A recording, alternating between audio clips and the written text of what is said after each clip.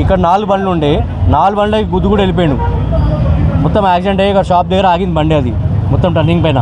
కాకపోతే మొత్తం డ్యామేజ్ ఎట్లా అయిందంటే ఒకరికి నెత్తి వలిగింది, ఒకరికి కాలు మొత్తం, లేడీకి కాలు కట్ అయిపోయి మొత్తం బ్లీడింగ్ అన్నీ అయినాయి. అంటే ముందర నుంచి అంత స్పీడ్ రావడం చాలా కష్టం, ఎందుకంటే ఇప్పుడు కొత్త ఫ్లైర్ వేసి కాబట్టి అంత స్పీడ్ వస్తే ఎవరికైనా ఇది ఉంటుంది. అట్లీస్ట్ స్పీడ్ బ్రేకర్ లేదు ఇక్కడ, మెయిన్ థింగ్.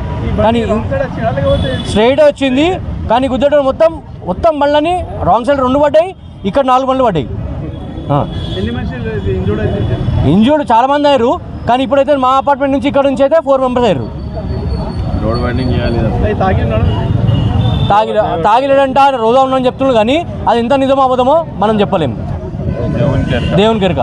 ఎందుకంటే ఒకరి పైన మనం చెప్పలేము ఓపెన్.